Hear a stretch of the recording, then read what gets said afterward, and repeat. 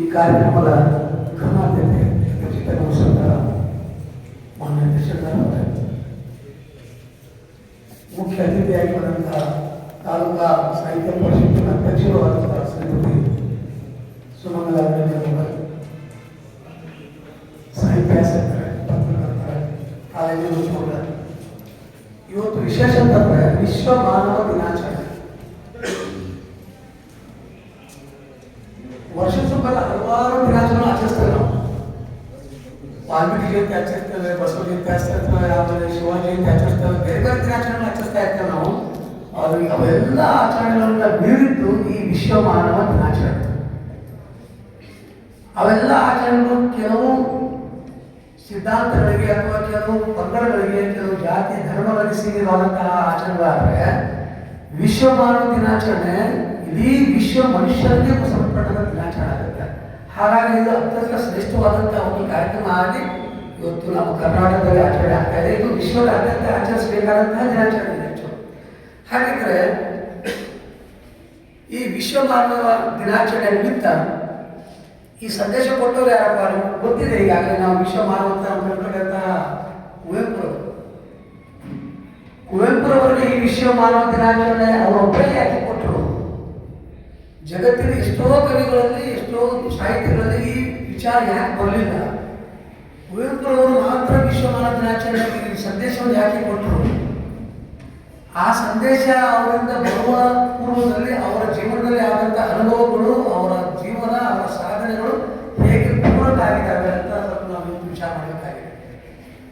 ಸಂಕ್ಷಿಪ್ತವಾಗಿ ಮಕ್ಕಳ ಕಾರಣಕ್ಕೆ ನಾನು ಸ್ವಲ್ಪ ಸಂಕ್ಷಿಪ್ತವಾಗಿ ಅವರ ಹುಟ್ಟು ಮತ್ತು ಅವರ ಬೆಳವಣಿಗೆಯನ್ನು ಹೇಳ್ತೇನೆ. ತಮಗೆಲ್ಲ ಗೊತ್ತಿದೆ, ಕುಪ್ಪಳ್ಳಿ ವೆಂಕಟಪ್ಪ ಪುಟ್ಟಪ್ಪ ಅಂತ ಅವರು ಮುಗಿಸಿ ಅವ್ರು ಹುಟ್ಟಿದ್ದು ನಾವು ತಿಳ್ಕೊಂಡೆ ಶಿವಮೊಗ್ಗ ಜಿಲ್ಲೆ ಕುಪ್ಪಳ್ಳಿ ಅಂತ ಅಲ್ಲಿ ಹುಟ್ಟಿದ್ದಲ್ಲ. ಅವ್ರು ನಿಜಕ್ಕೂ ಹುಟ್ಟಿದ್ದು ಚಿಕ್ಕಮಗಳೂರು ಜಿಲ್ಲೆಯ ಕೊಪ್ಪ ತಾಲೂಕಿನ ಹಿರೇಕೊಡಿಗೆ ಅಂತ ಕಾಣ್ತಾರೆ. ಹಿರೇಕೊಡಿಗೆ ಅದು ಚಿಕ್ಕಮಗಳೂರು ಜಿಲ್ಲೆ ಬರುತ್ತೆ, ಕೊಪ್ಪ ತಾಲೂಕಲ್ಲಿ ಬರುತ್ತೆ. ಅಲ್ಲಿಗೆ ನಾವು ಸಾಹಿತ್ಯ ಬಂದು ಹೋಗಿ ಬಂದಿದ್ದೇವೆ. ಆ ಸ್ಥಳಕ್ಕೆ ನಾವು ಹೋಗಿ ಬಂದಿದ್ದೇವೆ. ಯಾಕಂದ್ರೆ ಅವರು ತಾಯಿ ಗೌರವ ಹುಟ್ಟಿದ್ದು. ಆನಂತರ ಅವರು ಊರು ಕುಪ್ಪಳ್ಳಿ. ಕುಪ್ಪಳ್ಳಿ ಅಂತ ಏನು? ಕಪ್ಪೆಯಂತೆ ಕುಪ್ಪಳಿಸುತ್ತಾ ಅನ್ನುವಂಥ ಅತ್ಯಂತ ಬಹಳ ಹಿಂದುಳಿದಂಥ ಒಂದು ಪ್ರದೇಶ.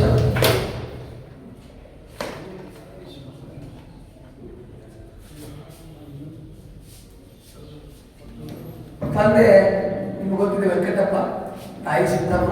ಅವ್ರಿಗಿಬ್ಬರು ತಂಗಿರ್ತಾರೆ, ದಾನಮ್ಮ ಪುಟ್ಟಮ್ಮ ಅಂತ. ಒಬ್ಬರು ಚಿಕ್ಕಪ್ಪ ಇರ್ತಾರೆ.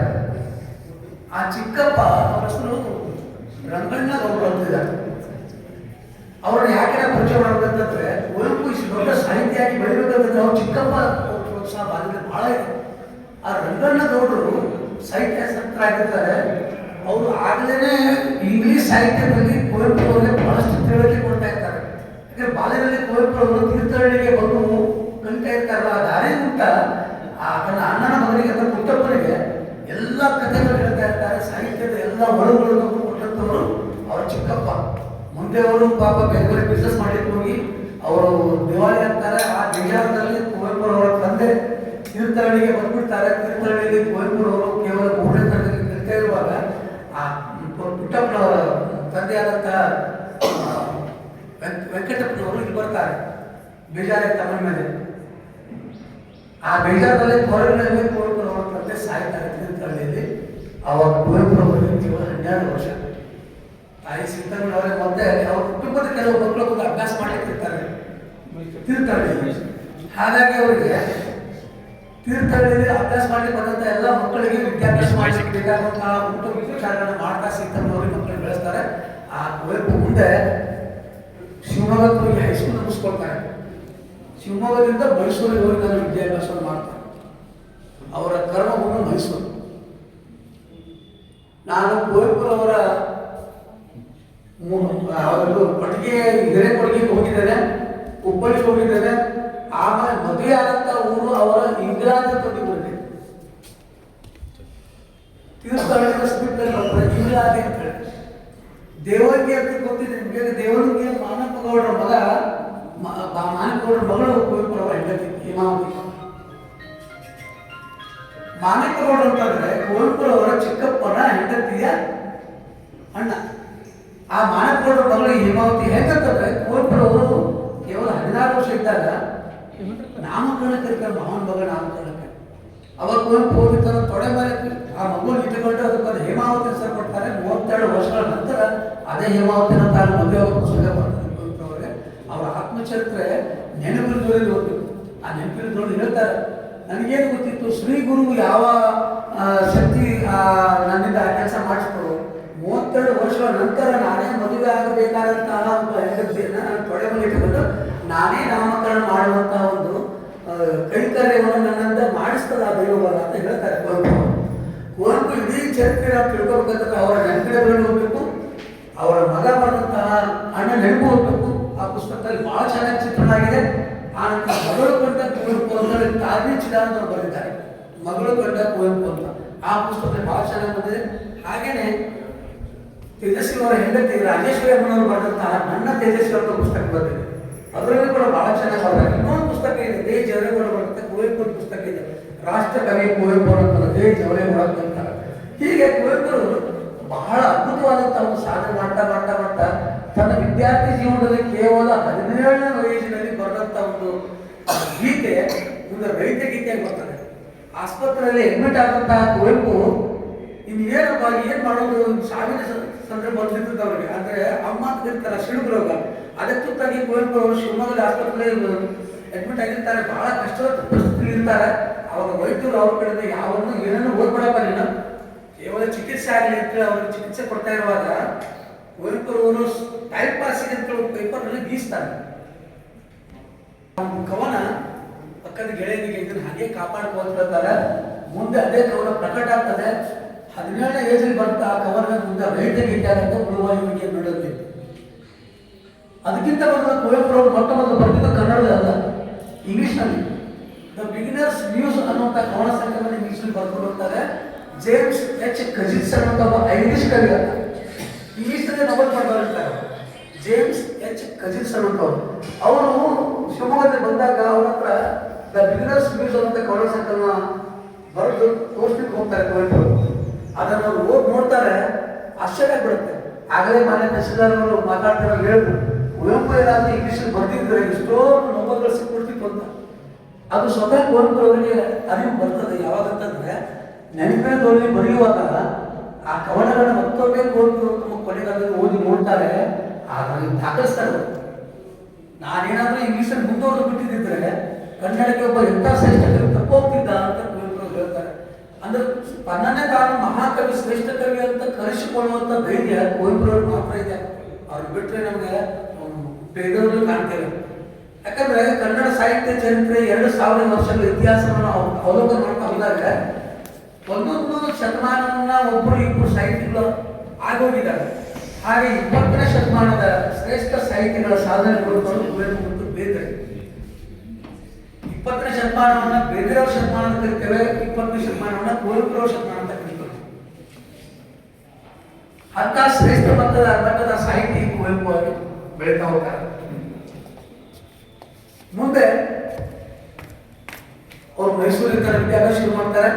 20ನೇ ಏಜಿಗೆ ಅಂದ್ರೆ 1904ನೇ ಇಸ್ವಿ ಹುಟ್ಟಿದಂತ ಕುವೆಂಪು 1924ನೇ ಇಸ್ವಿಯಲ್ಲಿ ನಾಡಿಗೆ ಬರೀತಾರೆ. ಆ ಜೇಮ್ಸ್ ಎಚ್ ಕನೀಸ್ ಅಂತ ತಗೊಂಡಿರ್ತಾರೆ ದ ಬಿಗಿನರ್ಸ್ ನ್ಯೂಸ್, ಅದನ್ನು ಕನೀಸ್ ಓದ್ತಾರೆ. ಅವ್ರಿಗೂ ಭಯ ಆಗಿರ್ಬೇಕು, ಈ ಹುಡುಗ ಇಂಗ್ಲೀಷಲ್ಲಿ ಬರೆದುಬಿಟ್ಟಾರೆ, ಇಂಗ್ಲೀಷ್ ಕಥೆ ಏನಪ್ಪ ಅಂತ ಅನ್ಸಿರ್ಬೋದವ್ರಿಗೆ. ಅವರು ಸಲಹೆ ಕೊಡ್ತಾರೆ, ಅಪ್ಪ ನೀನು ಬ್ರಿಟಿಷರ ವಿರುದ್ಧವಾದಂಥ ವೇಷಭೂಷಣ ತೊಟ್ಟಿದೆಯಾ, ಅಡಿಯಿಂದ ಗುಡಿಯವರೆಗೆ ಎಲ್ಲ ಪಕ್ಕ ಭಾರತೀಯ ವೇಷಭೂಷಣ ಇದೆ, ಮತ್ತೆ ಇಂಗ್ಲಿಷ್ ಭಾಷೆ ಯಾಕೆ ನಿನಗೆ? ಅವಾಗ ಭಾರತದಲ್ಲಿ ಬ್ರಿಟಿಷ್ ವಿರೋಧಿ ಚಳವಳಿ ಜೋರಾಗಿರ್ತದೆ ಸ್ವಾತಂತ್ರ್ಯ ಪೂರ್ವ ಕಾಲ. ಅವಾಗ ಕುವೆಂಪು ಹೇಳ್ತಾರೆ, ನನಗೆ ಕನ್ನಡದಲ್ಲಿ ಬರೆದ್ರೆ ಅಷ್ಟು ಕನ್ನಡ ಶ್ರೀಮಂತಿಕೆ ಭಾಷೆ ಅಲ್ಲ, ಇಂಗ್ಲೀಷ್ನಲ್ಲಿ ನನ್ನ ಭಾವನೆಗಳನ್ನ ವ್ಯಕ್ತಪಡಿಸಲಿಕ್ಕೆ ಸುಲಭ ಆಗುತ್ತೆ, ನನಗೆ ಇಂಗ್ಲೀಷ್ನಲ್ಲಿ ಬರಲಿಕ್ಕೆ ಸುಲಭ, ಕನ್ನಡ ಅಂತ ಶ್ರೇಷ್ಠ ಭಾಷೆ ಅಲ್ಲ ಅಂತ ಕುವೆಂಪು ಹೇಳ್ತಾರೆ. ಅವಾಗ ಜೇಮ್ಸ್ ಎಚ್ ಕನೀಸ್ ಮಾತಾಡ್ತಾರೆ, ಅದು ಅವ್ರಿಗೆ ಪರ್ಮನೆಂಟ್ ಆಗಿ ಉಳಿಯುತ್ತಾ ಮಾತು. ಬಂಗಾಳಿ ಭಾಷೆ ಜಗತ್ತಿಗೆ ಯಾರಿಗೆ ಗೊತ್ತಿತ್ತು? ರವೀಂದ್ರನಾಥ್ ಠಾಗೂರ್ ಅವರ ಭಾಷೆಯಲ್ಲಿ ಹುಟ್ಟಿ ಗೀತಾಂಜಲಿ ಬರೆದು ಅದಕ್ಕೆ ನೊಬೆಲ್ ತಂದು ಕೊಟ್ಟರು. ಆವಾಗ ಬಂಗಾಳಿ ಭಾಷೆ ಜಗತ್ತಿಗೆ ಗೊತ್ತಾಯಿತು. ಹಾಗೆ ಭಾಷೆಯನ್ನು ಬೆಳೆಸುವಂಥದ್ದು ನಮ್ಮ ಕೆಲಸ, ಭಾಷೆ ಶ್ರೀಮಂತ ಅಲ್ಲ, ಅದರ ಶ್ರೀಮಂತಿ ಬಳಸುವಂಥದ್ದು ನಮ್ಮ ಕೆಲಸ. ಹಾಗಾಗಿ ಕನ್ನಡದೇ ಬರೀ ಅದರಲ್ಲೇ ಮುಂದುವರಿತು ಹೇಳ್ತಾರೆ. ಆ ಮಾತು ಅವರಿಗೆ ಬಹಳ ಪ್ರಭಾವಶಾಲಿ ಆಗಿಬಿಡುತ್ತೆ, ಉಳಿದ್ಬಿಡ್ತದೆ. ಆವಾಗ ಒತ್ತಾಯಪೂರ್ವಕವಾಗಿ ಮತ್ತೆ ತಮ್ಮ ಒತ್ತಾಯಪೂರ್ವ ಬರಿತಾ ಬರಿತಾ ಬರಿತಾ ಅವರು ಅವರ 28ನೇ ಏಜಿಗೆ ಕಾನೂರು ಹೆಗ್ಗಡತಿ ಕಾದಂಬರಿ ಪ್ರಕಟ ಆಗ್ತದೆ. ನೋಡ್ರಿ, 16-17ನೇ ಏಜಿಂದ ಕನ್ನಡದಲ್ಲಿ ಒತ್ತಾಯಪೂರ್ವವಾಗಿ ಬರಲಿಕ್ಕೆ ಶುರು ಮಾಡಿದಂಥ ಕುವೆಂಪು ಅವರಿಂದ 27-28ನೇ ಏಜಲ್ಲಿ ಕಾನೂರು ಸುಬ್ಬಮ್ಮ ಹೆಗ್ಗಡತಿ ಕೃತಿ ಪ್ರಕಟ ಆಗುತ್ತೆ. ಆ ಬರೆಯುವಾಗ ಕೆಲವು ಸನ್ನಿವೇಶಗಳ ವಿಚಾರ ಮಾಡಬೇಕಂತಂದ್ರೆ ಅಲ್ಲಿಗೆ ಪುಟ್ಟಯ್ಯ ನಾಯಕ ಅಂತ ಒಬ್ಬರು ಅವರ ದೂರ ಸಂಬಂಧಿ ಇರು. ಅವರ ಜನ್ಮಸ್ಥಳದ ಸಮೀಪದಲ್ಲಿ 4 ಕಿಲೋಮೀಟರ್ ದೂರದಲ್ಲಿ ಅಲ್ಲಿಗೆ ದೂರಿದೆ, ಅದು ಕೊಪ್ಪ ತಾಲೂಕಲ್ಲಿ ಬರ್ತದೆ. ಆ ಪುಟ್ಟಯ್ಯ ನಾಯಕರು ಮಲೆನಾಡು ಒಕ್ಕಲಿಗರಿಗೆಲ್ಲ ಅವರು ಬೆಳೆಯುವಂಥ ಮಕ್ಕಳಿಗೆ ಪ್ರೋತ್ಸಾಹ ಕೊಡೋ ಲೆಕ್ಕದಲ್ಲಿ ಪುಟ್ಟಪ್ಪನವರು ಬಹಳ ಪ್ರೀತಿಯಿಂದ ಕಾಣ್ತಾ ಇರ್ತಾರೆ. ಮೈಸೂರಲ್ಲಿ ಇವರು ಬರೆಯುವಂಥ ಸ್ಥಳಕ್ಕೆ ಬಂದ್ಕೊಂಡು ಪ್ರೋತ್ಸಾಹ ಕೊಡ್ತಾ ಇರ್ತಾರೆ. ಹಾಗಾಗಿ ಆ ಕಾನೂರು ಹೆಗ್ಗಡತಿ ಬರೆಯುವಾಗ ಅವ್ರು ಬಂದು ಪ್ರೋತ್ಸಾಹ ಕೊಟ್ಟು ಹೋಗ್ತಾ ಇರ್ತಾರೆ. 28 ಏಜ್ಗೆ ಕಾನೂರು ಸುಬ್ಬಮ್ಮ ಹೆಗ್ಗಡತಿ ಪ್ರಕಟ ಆಗುತ್ತೆ. ವಿಶೇಷ ಅಂತಂದ್ರೆ ಅವ್ರ ಮದುವೆಗೆ ಈ ಕಾದಂಬರಿಯ ಕೃತಿಗಳು ಗಿಫ್ಟ್ ಬರ್ತಾ ಇರ್ತಾರೆ.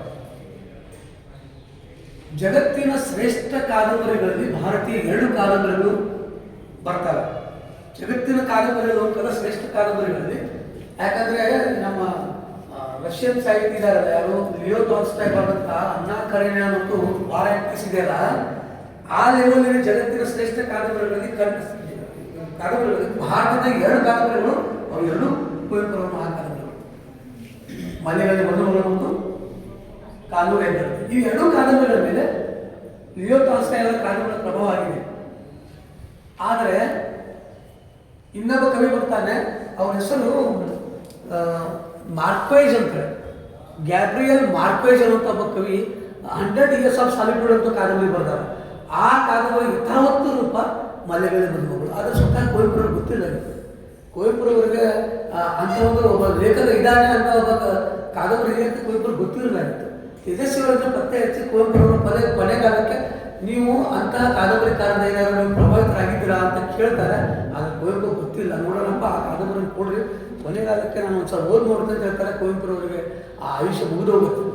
ಅಂತಹ ಶ್ರೇಷ್ಠವಾದಂಥ ಕಾದಂಬರಿಕಾರರಾಗಿ ಕುವೆಂಪುರವರು ಬೆಳೀತಾರೆ. ಎಲ್ಲ ಪ್ರಕಾರದಲ್ಲಿ ಅವರಿಗೆ ನೋಡಿ, ಕುವೆಂಪುರವರಿಗೆ ಎಲ್ಲ ಪ್ರಕಾರವೂ ಸಹಿತ ಅವ್ರಿಗೆ ಕೈ ಹಿಡಿತಾರೆ. ಕಾದಂಬರಿಕಾರರ ಶ್ರೇಷ್ಠ ಕಾದಂಬರಿಕಾರ ಬೆಳೀತಾರೆ. ಈ ಕಡೆ ಮಹಾಕಾವ್ಯವನ್ನು ಬರೀತಾರೆ. ಶ್ರೀರಾಮಾಯಣ ದರ್ಶನ ಅನ್ನುವಂಥ ಮಹಾಕಾವ್ಯ ಆ ಕುವೆಂಪುರಿಂದ ಮಾತ್ರ ಬರೀಲಿಕ್ಕೆ ಸಾಧ್ಯ ಆಗುವಂಥ ಮಹಾಕಾವ್ಯ. ಯಾಕಂತಂದ್ರೆ ಮಹಾಕಾವ್ಯಗಳ ಕಾಲ ಮುಗಿದೇ ಹೋಯಿತು ಅನ್ನುವಂಥ ಸಮಯದಲ್ಲಿ ಕುವೆಂಪುರವರು ಮಹಾಕಾವ್ಯವನ್ನು ಬರೆಯುವಂಥ ಸಾಹಸಕ್ಕೆ ಕೈ ಹಾಕ್ತಾರೆ. ವಿಚಿತ್ರ ಅಂತಂದ್ರೆ ಅವರ 49 ಏಜಲ್ಲಿ ಈ ಶ್ರೀರಾಮಾಯಣ ದರ್ಶನ ಪ್ರಕಟ ಆಗ್ತದೆ. 1967-68 ಜ್ಞಾನಪೀಠ ಸಿಗುತ್ತೆ. ಕನ್ನಡದ ಮೊಟ್ಟ ಮೊದಲ ಜ್ಞಾನಪೀಠ ಅಂತ ಕೊಡ್ತಾರೆ ಆ ಶ್ರೀರಾಮಾಯಣ ದರ್ಶನ ಮೂಲಕ. ರಾಮಾಯಣ ದರ್ಶನ ಒಂದು ಕ್ರಾಂತಿಕಾರಕವಾದಂತಹ ಒಂದು ಮಹಾಕಾವ್ಯ. ರಾಮಾಯಣದ ಮೇಲೆ ಬಾಕಿ ಬರೆದಂತಹ ಕವಿಗಳು ಬಹಳ ಕಡಿಮೆ ಸಿಗ್ತಾರೆ. ಮೊದಲು ಬಹಳ ಜನ ಬರೆದ್ರು. ಕುಮಾರವ್ಯಾಸ ಹೇಳ್ತಾರೆ, ಕುಣಿಕಿದನು ಬಲಿರಾಯ ರಾಮಾಯಣದ ಕವಿಗಳ ಭಾರತದಲ್ಲಿ ನಾನು ಯಾಕೆ ದಶಪರ ಭಾರತ ಬರೆದೆ ಅಂತ ಕುಮಾರವ್ಯಾಸ ಹೇಳ್ತಾರೆ. ರಾಮಾಯಣ ಕವಿಗಳು ಹೆಚ್ಚಾಗಿದ್ದಕ್ಕೆ ನಾನು ಮಹಾಭಾರತ ಬರೆದೆ ಅಂತ ಹೇಳ್ತಾರೆ. ಆದರೆ ಇತ್ತೀಚಿನ 200-300 ವರ್ಷಗಳ ಇತಿಹಾಸವನ್ನು ಅವಲೋಕನ ಮಾಡಿದಾಗ ರಾಮಾಯಣದ ಮೇಲೆ ಮಹಾಕಾವ್ಯಗಳು ಬರಲೇ ಇಲ್ಲ. ಹೆಚ್ಚು ಅಂತಂದ್ರೆ ನಮಗೆ ಮುದ್ದಣ್ಣ ಬರೆದಂತಹ ರಾಮಾಶ್ವಮೇಧ ಬಂದಿತ್ತು. ಆ ರಾಮಾಶ್ವಮೇಧ ಬರೆದ ನಂತರ ಬಂದಂತಹ ಮಹಾಕಾವ್ಯವೇ ಶ್ರೀರಾಮಾಯಣ ದರ್ಶನ. ಅದು ಹೇಗಿದೆ ಅಂತಂದ್ರೆ ಕುವೆಂಪುರ ಒಟ್ಟಾರೆ ಚಿಂತನೆಗಳು ಮತ್ತು ಸಾಹಿತ್ಯದ ಮೇಲೆ ವಿನೋಬ ಭಾವೆಯವರು ಬರ್ತಾರೆ. ಅವರ ಪ್ರಭಾವ ಜಾಸ್ತಿ ಆಗಿದೆ. ರಾಮನವರು ಲೋಯ ಮತ್ತು ಜಯಪ್ರಕಾಶ್ ನಾರಾಯಣ್, JP ನಾರಾಯಣ್ ಅಂತ ಇರ್ತಾರೆ, ಇವರ ಪ್ರಭಾವ ಜಾಸ್ತಿ ಆಗಿದೆ. ಹೇಗಂತಂದ್ರೆ ಬುದ್ಧ, ಬಸವ ಮತ್ತು ಅಂಬೇಡ್ಕರ್ ಈ ಸಾಧನೆ ವಿಚಾರಧಾರೆಗಳನ್ನ ಕೊಟ್ಟಂತ ಯಾರಾದರೂ ಒಂದು ದಾರ್ಶನಿಕರಿದ್ರೆ ಅದು ಕುವೆಂಪು. ಇವರೆಲ್ಲರೂ ಎಲ್ಲ ಧರ್ಮವನ್ನು ಮೀರಿ ಮನುಷ್ಯ ಧರ್ಮವೇ ಶ್ರೇಷ್ಠ ಅನ್ನುವಂತಹ ಸಂದೇಶಗಳನ್ನು ಕೊಟ್ಟಂತಹ ಮಹನೀಯರು. ಅದೇ ರೂಪದ ಸಂದೇಶಗಳನ್ನು ಕೊಟ್ಟಂತಹ ನಮ್ಮ ಕುವೆಂಪುರವರಿಗೆ ಇವರ ಪ್ರಭಾವ ಆಗುತ್ತೆ. ರಾಮನ ಲೋಯ ಸಾಮಾಜಿಕ ಚಿಂತನೆ ಚಳವಳಿಗಾರ. ಆನಂತರ ನಮ್ಮ JP ನಾರಾಯಣ್ JP ಚಳವಳಿ ಶುರುವಾಗುತ್ತೆ ಸ್ವಾತಂತ್ರ್ಯ ಕಾಲದಲ್ಲಿ. ನಂತರ ವಿನೋಬ ಭಾವೆ ಮಹಾರಾಷ್ಟ್ರದವರು, ಮಾತೃಭಾಷೆ ಮರಾಠಿ.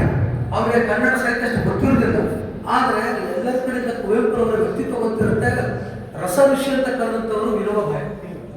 ಕುವೆಂಪುರವರನ್ನ ರಸ ಋಷಿ ಅಂತ ಮತ್ತು ದಾರ್ಶನಿಕ ಅಂತ ಕರೆದಂಥವರು ವಿನೋಬ ಭಾವೆ.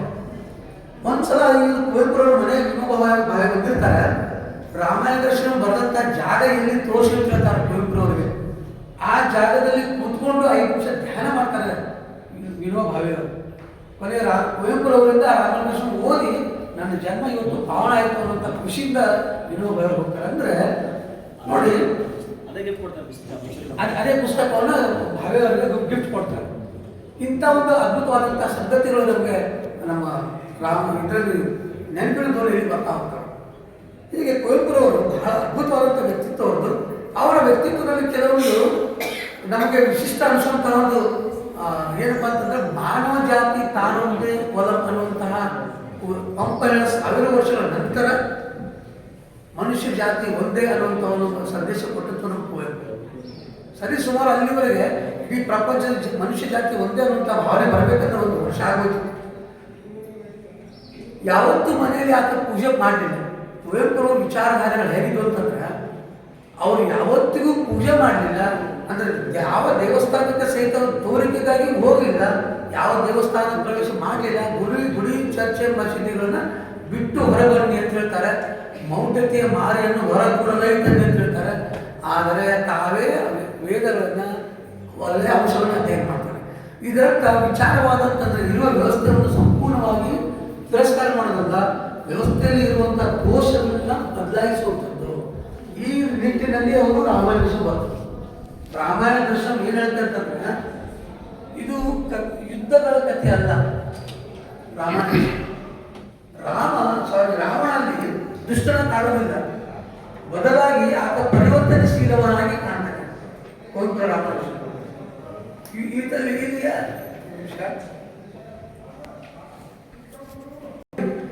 ವಾಲ್ಮೀಕಿ ರಾಮಾಯಣಕ್ಕಿಂತಲೂ ಕುವೆಂಪು ರಾಮಾಯಣ ಬಹಳ ವಿಷಯಗಳಲ್ಲಿ ಶ್ರೇಷ್ಠವಾಗಿ ಕಾಣ್ತದೆ. ಹೇಗಂತಂದ್ರೆ ವೈಚಾರಿಕತೆ ನಿಲುವಿನಲ್ಲಿ ಯುದ್ಧಗಳ ಕಥೆ ಅಲ್ಲ ಇದು. ಅಲ್ಲಿ ಕ್ಷಮೆ ಕೊಡ್ತಾರೆ, ರಾವಣನಿಗೆ ಕ್ಷಮೆ ಕೊಡ್ತಾರೆ. ಆತ ಪರಿವರ್ತನೆಯಾಗಿ ಸೀತೆ ಮತ್ತು ರಾಮನ ವ್ಯಕ್ತಿತ್ವದಿಂದ ರಾಮ ಒಬ್ಬ ಶ್ರೇಷ್ಠ ವ್ಯಕ್ತಿಯಾಗಿ ಪರಿವರ್ತನೆಯಾಗಿ ಬರ್ತಾರೆ. ಹಾಗಾಗಿ ರಾಮಾಯಣ ಶ್ರೇಷ್ಠ. ಇನ್ನು ಹಲವಾರು ಪುಸ್ತಕಗಳಿದ್ದಾವೆ. ವೇದಗಳನ್ನು ವಿರೋಧ ಮಾಡ್ತಾರೆ, ವಿಶೇಷ ಆಗಿರುವಂತಹ ಅಂಶಗಳನ್ನ ಇವರು ಅನುಭವಿಸ್ತಾರೆ, ಜೀವನದಲ್ಲಿ ಅಳವಡಿಸ್ಕೊಳ್ತಾ ಇರ್ತಾರೆ. ಕನ್ನಡದ ಶ್ರೇಷ್ಠ ಕವಿ ಇಂಗ್ಲಿಷ್ನಲ್ಲಿ ಅವರು ತಮ್ಮ ಬರವಣಿಗೆಯನ್ನು ಶುರು ಮಾಡ್ತಾರೆ. ಸಾಹಿತ್ಯದ ಎಲ್ಲಾ ಪ್ರಕಾರಗಳಲ್ಲಿ ಅವರು ಎತ್ತಿರ್ತಾರೆ. ಈಗ ಎಲ್ಲ ಕಡೆ ಯಾವ ಸಾಹಿತ್ಯ, ಎಲ್ಲ ರೀತಿಯ ಸಾಹಿತ್ಯ ಒಬ್ಬೇ ಕವಿಗೆ ಬಂದಿದ್ದು ಉದಾಹರಣೆ ನಮಗೆ ಬಹಳ ಕಡಿಮೆ. ಈಗ ನಮ್ಮ ಬೇರೆಯವರು ಸಾಕಷ್ಟು ಗವರ್ನರ್ಗಳ ಬಂದರು, ಕಾವ್ಯದಲ್ಲಿ ಕೆಲಸ ಮಾಡಿದ್ರು. ಆದರೆ ಗದ್ಯ ಸಾಹಿತ್ಯದಲ್ಲಿ ಬೇರೆಯವರ ಕೃಷಿ ಬಹಳ ಕಡಿಮೆ ಆಗುತ್ತೆ. ಆದರೆ ಕುವೆಂಪು ಆಗಲ್ಲ, ಅವರ ಗದ್ಯ ಅಂತ ಬಹಳ ಶ್ರೇಷ್ಠವಾದಂಥ ಗದ್ಯ.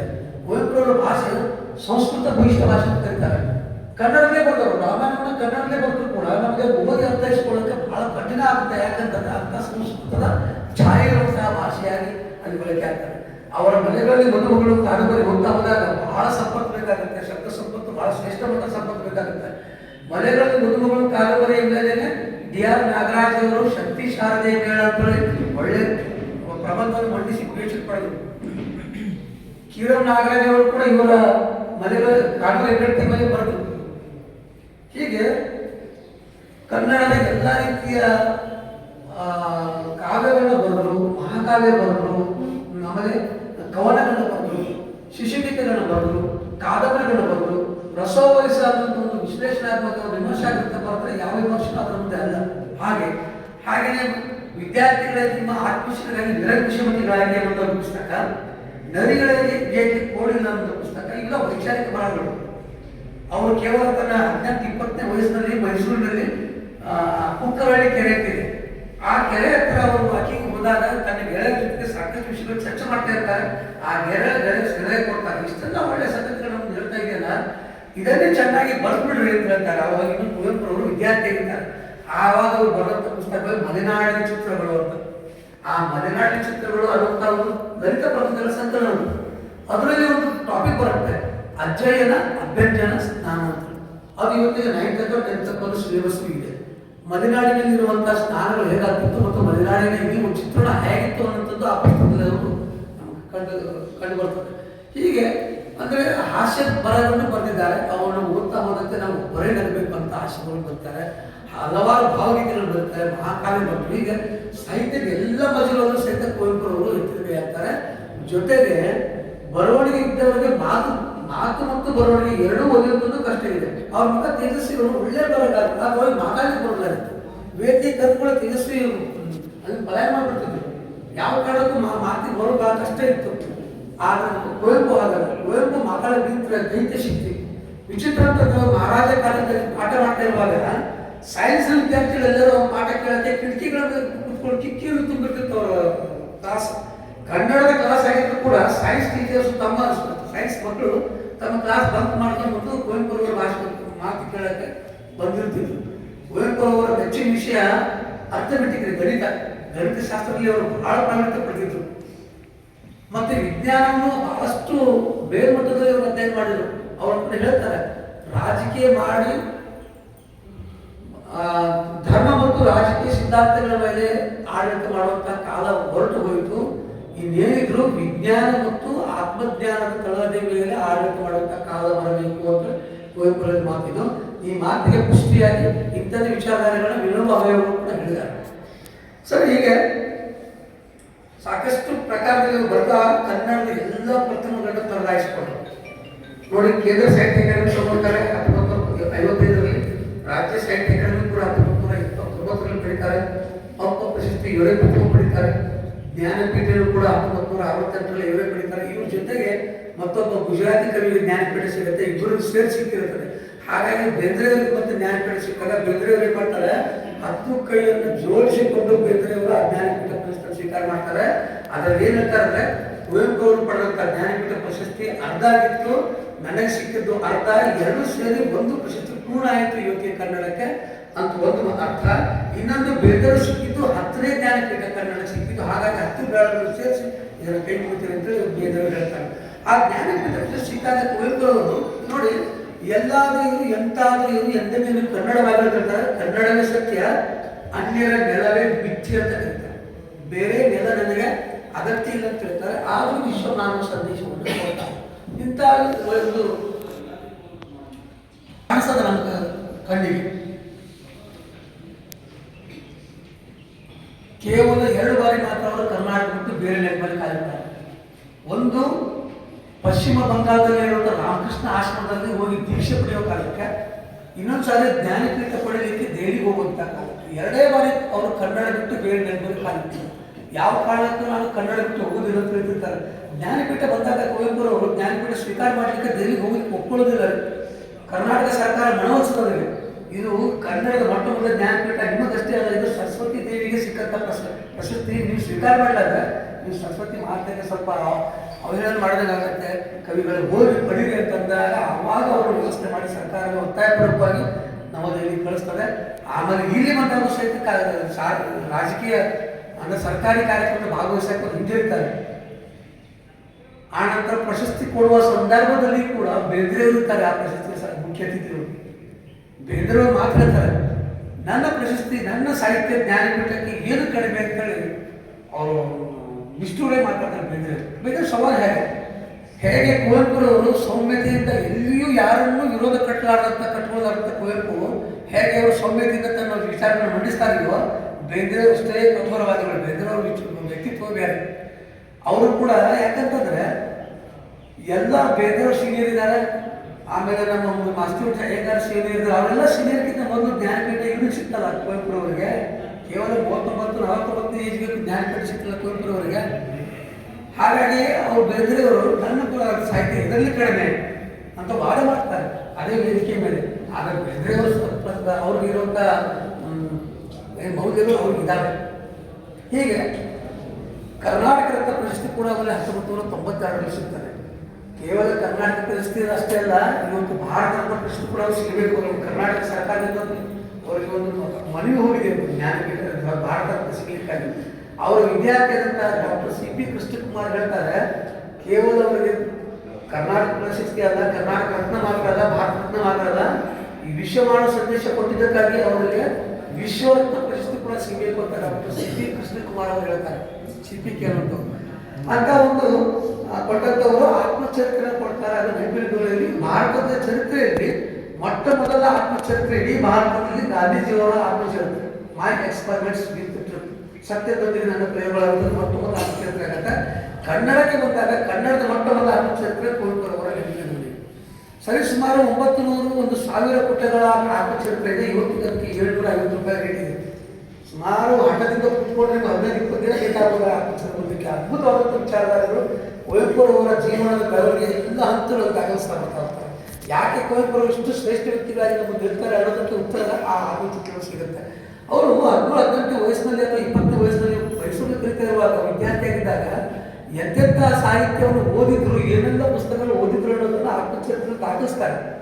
ತಾರೀಖುಗಳನ್ನ ಹಾಗೆ ದಾಖಲಿಸ್ತಾರೆ. ಹೇಗೆ ದಾಖಲಿಸ್ತಾರೆ ಅಂತಂದರೆ, ವಿಲಿಯಂ ವರ್ಡ್ಸ್ವರ್ತ್ ಹೇಗೆ ಓದಿದ್ದೆ ನಾನು, ಡಾಂಟೆನ್ ಹೇಗೆ ಓದಿದ್ದೆ, ಕನ್ನಡದ ವರ್ಡ್ಸ್ವರ್ತ್ ಅಂತ ಕರೀತಾರೆ ಅವರು. ಹೀಗೆ ಇಂಗ್ಲೀಷಿನ ಮತ್ತು ಪಾಶ್ಚಾತ್ಯ ತೌಲನಿಕ ಅಧ್ಯಯನವನ್ನು ಶ್ರೇಷ್ಠವಾಗಿ ಓದಿರ್ತಾರೆ.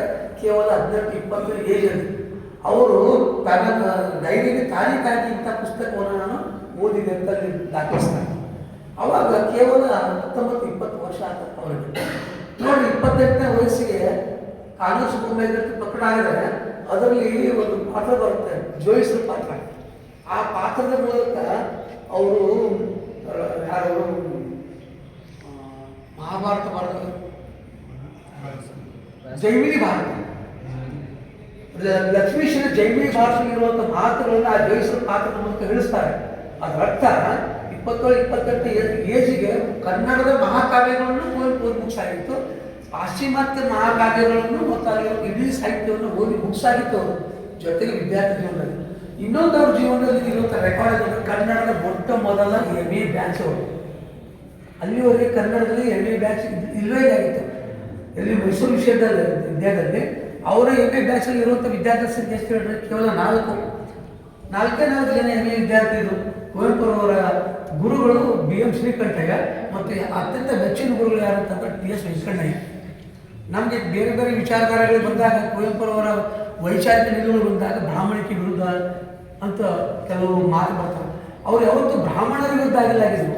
ಅವರು ವಿರೋಧ ಇರುವಂಥದ್ದು ಬ್ರಾಹ್ಮಣಿಕೆ ವಿರುದ್ಧನೂ ಅಲ್ಲ, ಪುರೋಹಿತ ಶಾಲೆಯ ವಿರುದ್ಧ ಅವರ ಚಿಂತನೆ. ಪುರೋಹಿತ ಸಾಹಿತ್ಯ ಅಂದರೆ ಕೇವಲ ಹಿಂದೂ ಧರ್ಮಕ್ಕೆ ಮಾತ್ರ ಸೀಮಿತವಾಗಿಲ್ಲ, ಜಗತ್ತಲ್ಲಿರುವಂಥ ಎಲ್ಲ ಭಾಷೆಗಳಲ್ಲೂ ಕೂಡ ಪುರೋಹಿತ ಸಾಹಿತ್ಯ ಇದೆ. ಆ ಪುರೋಹಿತ ಸಾಹಿತ್ಯ ಏನು ಮಾಡುತ್ತೆ ಅಂತಂದರೆ ನಿಜವಾದ ಧರ್ಮವನ್ನು ಮರೆಮಾಚಾಡುತ್ತೆ. ಧರ್ಮದ ಅರ್ಥ ಏನು? ಈ ಹಿಂದೂ ಧರ್ಮ, ಮುಸ್ಲಿಂ ಧರ್ಮ, ಕ್ರೈಸ್ತ ಈ ಧರ್ಮಗಳಲ್ಲ. ನಿಜಕ್ಕೂ ಧರ್ಮದ ಅರ್ಥ ಅಂತಂದರೆ ಬಿದ್ದವನನ್ನು ಎತ್ತಿ ನಿಲ್ಲಿಸುವಂಥದ್ದು. ನೈತಿಕವಾಗಿ, ಆರ್ಥಿಕವಾಗಿ, ಆರೋಗ್ಯ ದೃಷ್ಟಿಯಿಂದ, ಯಾವುದೇ ಒಂದು ದೃಷ್ಟಿಯಿಂದ ಬಿದ್ದವರನ್ನು ಕೈ ಎತ್ತಿ ನಿಲ್ಲಿಸುವಂತಹ ಕೆಲಸಕ್ಕೆ ಧಾರ್ಮಿಕ ಕೆಲಸ ಅಂತ ಕರೀತಾರೆ. ಆ ಧರ್ಮ, ಆ ಮಾನವ ಧರ್ಮ, ಅದು ನೋಡುತ್ತದೆ, ಅದು ಸೂಚಿಸುತ್ತದೆ ಮಾನವ ಧರ್ಮ. ಆ ಕೆಲಸ ಆಗಬೇಕಾಗಿತ್ತು ಅನ್ನುವಂಥದ್ದು ಕುವೆಂಪು ಅವರು ಹೇಳೋದು. ಹಾಗಾಗಿ ಅವರ TS ವೆಂಕಣ್ಣಯ್ಯ ಅವರ ಗುರುಗಳು ಬ್ರಾಹ್ಮಣರು. ಅವರ ರಾಮಾಯಣ ದರ್ಶನವನ್ನು ಆ ಗುರುಗಳಿಗೆ ಅರ್ಪಿಸ್ತಾರೆ. ಇದು ಬರೆದು ತಂದೆ ಈ ಬೃಹತ್ ಗಾನ ನಿಮ್ಮ ಶ್ರೀಮುಡಿಗೆ ಒಪ್ಪಿಸಲಿಕ್ಕೆ ಅಂತ ಹೇಳ್ತಾರೆ ಕುವೆಂಪುರವರು. ಅಂದರೆ ತನ್ನ ಗುರುಗಳಿಗೆ ಆಗ ಅಲ್ಲಿ ತನಕ ಇವ್ರು ತಿಳ್ಕೊಂಡಿರ್ತಾರೆ. ಯಾರು? ನಮ್ಮ TS ವೆಂಕಣ್ಣಯ್ಯನವರು. TS ವೆಂಕಣ್ಣಯ್ಯನವರು ತಮ್ಮ ಇದು ನೋಡಿದ್ರೆ ಅವರಲ್ಲಿ 3 ಜನ, TS ವೆಂಕಣ್ಣಯ್ಯ, ತಸಿ ಶಾಮರಾವ್ ಮತ್ತು ಇನ್ನೊಬ್ಬರು ಇದ್ದಾರೆ ತರಾಸು. ಅವ್ರ ಬಳಿ ದಿಗ್ಗಜರು. ಆನಂತರ ಕುವೆಂಪುರವರಿಗೆ ಇನ್ನೊಬ್ಬರು ಮಾರ್ಗದರ್ಶನ ಕೊಟ್ಟಂಥವರು ಕೃಷ್ಣಶಾಸ್ತ್ರಿ ಅಂತ. ಕನ್ನಡದಲ್ಲಿ 2 ಕೃಷ್ಣಶಾಸ್ತ್ರಿ ಬರ್ತಾರೆ. ಒಬ್ಬರು AR ಕೃಷ್ಣಶಾಸ್ತ್ರಿ ಅಂತೇಳಿ, ಇನ್ನೊಬ್ಬರು ಬೆಳಗೆರೆ ಕೃಷ್ಣಶಾಸ್ತ್ರಿಗೆ ಬರ್ತಾರೆ. ನಮ್ಮ ರವಿ ಬೆಳಗೆರೆ ಅವರ ಸೋದರ ಮಾವ ಬೆಳಗೆರೆ ಕೃಷ್ಣಶಾಸ್ತ್ರಿ. ಅವರು ಕೂಡ ಅದ್ಭುತವಾದಂಥ ಪುಸ್ತಕ ಸಾಹಿತ್ಯ ರಚನೆ ಮಾಡಿದ್ದಾರೆ. ಆದರೆ ಅವರು ಪ್ರಾಥಮಿಕ ಶಾಲಾ ಶಿಕ್ಷಕರಾಗಿ ಮರೆಯಲಾಗೈತೆ ಅವ್ರ ಪುಸ್ತಕ, ಅದ್ಭುತ ಪುಸ್ತಕ ಓದಬೇಕು. ಈಗಲಾಗೆಲ್ಲ ಐತೆ ಅಂತ ನೋಡಬೇಕು. ಅವೆಲ್ಲ ಪುಸ್ತಕಗಳು ಬಹಳ ಅದ್ಭುತವಾದಂಥ ಸಾಹಿತ್ಯವನ್ನು ಕೊಟ್ಟಂಥ AR ಕೃಷ್ಣಶಾಸ್ತ್ರಿ. ಆದರೆ ಇಲ್ಲಿ AR ಕೃಷ್ಣಶಾಸ್ತ್ರಿ ಮಾಡ್ತಕ್ಕಂಥ ಕುವೆಂಪುರವರು ಬರೆದಂತಹ ಸಾಹಿತ್ಯವನ್ನು ಪ್ರಕಟಣೆ ಮಾಡಲಿಕ್ಕೆ ಸಹಾಯ ಮಾಡ್ಕೊಡ್ತಾರೆ AR ಕೃಷ್ಣಶಾಸ್ತ್ರಿ. ಆಮೇಲೆ TS ವೆಂಕಣ್ಣಯ್ಯನವರು ಕುವೆಂಪುರವರ ಮಾತುಗಳಿಗೆ ಬೇಕಾದಂಥ ವೇದಿಕೆಗಳನ್ನ ಕಲ್ಪಿಸಿಕೊಡ್ತಾರೆ. ಅಂದರೆ ಈ ಕುವೆಂಪುರವರ ಬೆಳವಣಿಗೆಯಲ್ಲಿ BM ಶ್ರೀ ಅವರು ಮತ್ತೊಬ್ಬರು. BM ಶ್ರೀ ಅವರು ಮತ್ತು ಕುವೆಂಪುರವರು ಕನ್ನಡದ ಕಣ್ಣವರು. BM ಶ್ರೀ ವಿಚಿತ್ರ ಅಂತಂದ್ರೆ ಕನ್ನಡದ ಕಣ್ಣು ಅಂತ ಕರೆಸಿಕೊಳ್ಳುವಂಥ BM ಶ್ರೀ ಅವರು ಯೂನಿವರ್ಸಿಟಿ ಕ್ಯಾಂಪಸ್ಗಳಲ್ಲಿ ಬಾಯಿ ತಪ್ಪಿ ಕನ್ನಡ ಮಾತಾಡ್ತಿರೋದಾಗಿತ್ತು. ಆವಾಗಿನ ಕಾಲಕ್ಕೆ ಕನ್ನಡಕ್ಕೆ ಮಾತಾಡೋದು ಅಗಾರು ಅನ್ನೋ ಪರಿಸ್ಥಿತಿ ಇತ್ತು. ಅದಕ್ಕೆ ಅವರು ಅದನ್ನು ಉಳಿಸ್ತಾರೆ ಮುಂದೆ BM ಶ್ರೀ ಅವರು ಕನ್ನಡದ ಲೆಕ್ಚರರ್, ಆದರೆ ಇಂಗ್ಲೀಷಲ್ಲಿ ಮಾತಾಡುವಂಥ ಒಂದು ಪರಿಪಾಠ ಇತ್ತು ಅವಾಗ. ಹಾಗಾಗಿ ಕುವೆಂಪುರವರ ಜೀವನದಲ್ಲಿ ಇಂಥ ಬ್ರಾಹ್ಮಣರ ಒಂದು ಸಹಕಾರ ಇದ್ದೇ ಇದೆ. ಹಾಗಾಗಿ ಕುವೆಂಪು ಬ್ರಾಹ್ಮಣ ವಿರೋಧಿ ಅಲ್ಲ, ಆಚರಣೆಗಳ ವಿರೋಧಿ. ಕೆಲವು ಪುರೋಹಿತಶಾಹಿ ಆಚರಣೆಗಳ ವಿರೋಧಿ ಯಾರು ಮಾಡ್ತಾರೆ, ಆದರೆ ಅದನ್ನು ಕೆಲವರು ತಪ್ಪಾಗಿ ಅರ್ಥಿಸ್ಕೊತಾರೆ ಕುವೆಂಪುರವರು. ಎಲ್ಲಿಗಂತಂದ್ರೆ ನಮ್ಮ ಇವ್ರು ಬರ್ತಾರೆ ನೋಡಿ, ಗೋಪಾಲಕೃಷ್ಣ ಅಡಿಗರು ಕುವೆಂಪುರವ್ರನ್ನ ಯಾವತ್ತೂ ಮಹಾಕವಿ ಕುಟ್ಕೊಳ್ಳೋದಿಲ್ಲ. ಕುವೆಂಪುರವ್ರನ್ನ ಪುಟ್ಟಪ್ಪ ಅಂತ ಕರೀತಾರೆ ಕೊನೆಯವರು ಸಹಿತ. ಯಾವಾಗ ಅವ್ರನ್ನ ಕುವೆಂಪು ಅಂತ ಹೇಳೋದಿಲ್ಲ ಅಡಿಗರು, ಪುಟ್ಟಪ್ಪನವರ ಅಂತ ಕರಿತಾ ಇರ್ತಾರೆ. ಹಾಗಾಗಿ ಕುವೆಂಪು ಒಬ್ಬ ಕವಿನೇ ಅಲ್ಲ. ಒಂದು ವೇಳೆ ಕುವೆಂಪುರವರು ಕವಿ ಅಂತ ಅನಿಸಿದ್ರೆ ನಾನೇ ಕವಿ ಅಂತ ಡಿಕ್ಲೇರ್ ಮಾಡ್ಬಿಡ್ತಾರೆ. ಅಲ್ಲಿಂದ ಸಾಹಿತ್ಯ ಲೋಕದಲ್ಲಿ ಬಹಳಷ್ಟು ಗೊಂದಲಗಳು ಶುರುವಾಗ್ಬಿಡ್ತಾರೆ. ಈ ಬ್ರಾಹ್ಮಣ ಪರ ವಿರೋಧಗಳು ಶುರು, ಇವೆಲ್ಲ ನಾವು ಮಾತಾಡಬಾರ್ದಾದ್ರೆ ಆ ಲೋಕದಲ್ಲಿ ಹಾಗಿದೆ. ಆದರೆ ಹಾಗಲ್ಲ, ಅವೆಲ್ಲವನ್ನು ಮೀರಿ ಕುವೆಂಪುರವರು ನಿಲ್ತಾರೆ. ಅವರ ನಿಲುವುಗಳು ಅವೆಲ್ಲ ವಿಚಾರಧಾರೆಗಳನ್ನು ಮೀರಿ ಕುವೆಂಪುರವರು ಶ್ರೇಷ್ಠ ವ್ಯಕ್ತಿಯಾಗಿ ನಮ್ಮ ಮುಂದೆ ಬರುವಂತಾರೆ. ನೋಡಿ, ಪುಟ್ಟ ಲೇಖನಿಯ ಮೂಲಕ ಕುವೆಂಪುರವರು ಇಡೀ ಸರ್ಕಾರವನ್ನು ಅಲುಗಾಡಿಸುವಂತಹ ಕೆಲಸಗಳನ್ನು ಮಾಡ್ತಾರೆ. ಕುವೆಂಪುರವರು ವಿಶ್ವವಿದ್ಯಾಲಯದಲ್ಲಿ ಕುಲಪತಿಗಳಾದಾಗ ಇನ್ನು UGC ಸ್ಕೇಲ್ ಸಿಗ್ತಾ ಇರೋದಿಲ್ಲ. UGC ಯೂನಿವರ್ಸಿಟಿ ಗ್ರಾಂಟ್ ಕಮಿಷನಿಂದ ಸ್ಕೇಲ್ ಸಿಗ್ತಾ ಇರೋದಿಲ್ಲ. UGCಯ ನಿರ್ದೇಶಕರು ಕುವೆಂಪುರವರು ಮನೆಗೆ ಒಂದ್ಸಲ ಬಂದಿರ್ತಾರೆ. ಆವಾಗ ಅವರು ಮನವಿ ಹೇಳ್ತಾರೆ, ನಮ್ಮ ಹತ್ರ UGC ಸಿಗ್ತಾ ಇಲ್ಲ, ನಮ್ಮ ಇದರಲ್ಲಿ ನೀವು ದಯವಿಟ್ಟು ಅದನ್ನು ದೊರಕಿಸ್ಕೊಡಿರ್ತಾರೆ. ಆವಾಗ ನಿಮ್ಮ ಸರ್ಕಾರದಿಂದ ಈ ಒಂದು ಪ್ರಸ್ತಾವನೆ ಬರಬೇಕಂಗೆ ಆ ಬರುವಂತೆ ಮಾಡಿಕೊಳ್ಳಿ, ನಾನು ಹೋಗ್ತೇನೆ ಅಂತ ಹೇಳ್ತಾರೆ ಅವರು. ಅದಕ್ಕೆ ಎಸ್ ನಿಜಲಿಂಗಪ್ಪ ಅವರು ಅವಾಗ ಮುಖ್ಯಮಂತ್ರಿ ಇದ್ದಾಗ ಕುವೆಂಪುರವರು ನಿಜಲಿಂಗಪ್ಪ ಅವ್ರನ್ನ ಫೋನ್ ಮಾಡ್ತಾರೆ. UGCಗೆ ತಾವು ಸ್ವಲ್ಪ ಒಂದು ಪ್ರಸ್ತಾವನೆ ಕೊಡಿ, ನಾನು ನಿಮ್ಮ ಹತ್ರ ಮಾತಾಡಲಿಕ್ಕೆ ಬರ್ತೇನೆ, ಸಮಯ ಕೊಡಿರ್ತಾರೆ. ನಿಜಲಿಂಗಪ್ಪನವರು, ಅಯ್ಯೋ ನೀವು ನಮ್ಮಲ್ಲಿ ಬರೋದಾ, ನೀವು ಮಹಾಕವಿಗಳಾಗಿ ನಮ್ಮ ಹತ್ರ ಬರ್ತೀರಾ, ನಮ್ಮನ್ನ ಮರ್ಯಾದೆಗಳಿಬೇಡಿ, ನಾವೇ ನಿಮ್ಮ ಹತ್ರ ಬರ್ತೇವೆ, ದಯವಿಟ್ಟು ಕ್ಷಮೆ ಮಾಡಬೇಕು, ಇಷ್ಟು ದಿನ ನನಗೆ ಈ ಗಮನಕ್ಕೆ ಬರಲಿಲ್ಲ ಅಂತೇಳಿ ಕರ್ನಾಟಕದ ಮುಖ್ಯಮಂತ್ರಿಗಳು ಕುವೆಂಪುರವ್ರ ಕ್ಷಮೆ ಕೇಳಿಕೊಂಡು ಆಗಿನ ವಿದ್ಯಾಮಂತ್ರಿಗಳನ್ನ ಮಂತ್ರಿಗಳನ್ನ ಅವ್ರ ಹತ್ರ ಕಳಿಸ್ಕೊಡ್ತಾರೆ. ವಿ ವೆಂಕಟಪ್ಪ ಅಂತ ಅವತ್ತು ವಿದ್ಯಾಮಂತ್ರಿಗಳು ಇರ್ತಾರೆ. ಅವಾಗ ಕುವೆಂಪುರವರು ಅವರ ವಿದ್ಯಾಮಂತ್ರಿಗಳು ಬಂದು ಅವರ ಹತ್ರ ಚರ್ಚೆ ಮಾಡಿ ಅವರ ಪ್ರಸ್ತಾವನೆ ಪಡ್ಕೊಂಡ ನಂತರ ಏನಾಗ್ತದೆ ಆಗ್ತದೆ ಆ ಮಿನಿಸ್ಟ್ರಿ. ಈಗ ಒಂದು ಘಟನೆ ಯಾವ ರೀತಿ ರಾಜಕೀಯದಲ್ಲಿ ಯಾವತ್ತೂ ರಾಜಕೀಯ ಹೋದಾರಲ್ಲ, ಆದರೆ ಸಾಹಿತ್ಯದ ಮೂಲಕ ರಾಜಕೀಯವನ್ನು ಸಹಿತ ಅವರು ನಿಯಂತ್ರಣದಲ್ಲಿ ಇಟ್ಟಿದ್ರು ಅನ್ನೋದಕ್ಕೆ ಉದಾಹರಣೆ. ಹಾಗೇನೆ ಈ ಕರ್ನಾಟಕ ಏಕೀಕರಣ ಕಾಲದಲ್ಲೂ ಕೂಡ ಈ ಮೈಸೂರು ಸೀಮೆಯ ಎಲ್ಲ ರಾಜಕಾರಣಿಗಳು ಮತ್ತು ಕವಿಗಳು ಸಹಿತ ವಿರೋಧ ಮಾಡ್ತಾ ಇರ್ತಾರೆ. ಆದರೆ ಕುವೆಂಪುರವರು ಕರ್ನಾಟಕ ಏಕೀಕರಣ ಆಗಬೇಕು ಅಂತ ಪಟ್ಟಿರ್ತಾರೆ, ಏಕೀಕರಣಕ್ಕೆ ಬೆಂಬಲ ಕೊಡ್ತಾರೆ. ಆವಾಗ ಅವ್ರ ಮೇಲೆ ಸಿಟ್ಟಾಗ್ತಾರೆ ಎಷ್ಟೋ ಇವರು ನಮ್ಮ ರಾಜಕಾರಣಿಗಳು. ಸಿಟ್ಟಾಗಿದ ಕೂಡಲೇ ಕುವೆಂಪುರವರು ಅದ್ರ ಮೇಲೆ ಕಡಾಕಡಿವಾಗಿ ಪದ್ಯ ಬರೀತಾರೆ. ಅಖಂಡ ಕರ್ನಾಟಕ ಪದ್ಯ ಬರೀತಾರೆ. ಆ ಪದ್ಯ ಸರ್ಕಾರವನ್ನು ಮತ್ತು ಸರ್ಕಾರದಲ್ಲಿರುವಂತಹ ರಾಜಕಾರಣಿಗಳು ಬಂಡಿ ಬಸುತ್ತಾರೆ. ಅದರಲ್ಲಿ ಮೆಳ್ಳೆಗರು ಅಂತ ಪದ ಬಳಸ್ತಾರೆ. ಆ ಮೆಳ್ಳೆಗರು ಪದ ಅಲ್ಲಿರುವಂಥ ಯಾವುದೋ ಒಬ್ಬ ಸಚಿವ ಮೆಳ್ಳೆಗರಲ್ಲಿ ಇರ್ತಾರೆ, ಅವರು ವ್ಯಕ್ತಿಗಳು ಬಿಡ್ತಾರೆ. ಹಾಗಾಗಿ ಕುವೆಂಪುರವ್ರನ್ನ ನೋಟಿಸ್ ಕೊಡಬೇಕು, ಆ ಪದ್ಯವನ್ನು ಬರೆದಿದ್ದಕ್ಕೆ ಪದ್ಯ ವಾಪಸ್ ತಗೊಳ್ಬೇಕು ಮತ್ತು ಕ್ಷಮೆ ಕೇಳಬೇಕು ಅಂತ ನೋಟಿಸ್ ಕೊಡಬೇಕು ಅಂತ ಚರ್ಚೆ ಆಗುತ್ತೆ ಕ್ಯಾಬಿನೆಟ್ನಲ್ಲಿ. ನೋಟಿಸು ಕೊಡ್ತಾರೆ. ಅಲ್ಲಿ ತನಕ ಆ ಪದ್ಯ ಅಖಂಡ ಕರ್ನಾಟಕ ಪದ್ಯ ಲಕ್ಷಾಂತರ ಪ್ರತಿಮೆಗಳನ್ನು ಮಾಡಿ ಪದ್ಯವನ್ನು ಮೈಸೂರಾದ್ಯಂತ ಬೆಂಗಳೂರಾದ್ಯಂತ ಎಲ್ಲರ ಹಂಚಾಗಿರ್ತದೆ.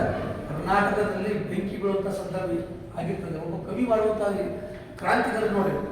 ಆವಾಗ ಯಾರು ಮುಖ್ಯಮಂತ್ರಿ ಇದ್ದರೆ SR ಕಂಠಿಯವರು ಇದ್ರು. ಅವ್ರ ಹತ್ರ ಮತ್ತೆ ವಿಷಯ ಹೋಗುತ್ತೆ. ಕಂಠಿಯವರು ಹೇಳ್ತಾರೆ, ನೀವು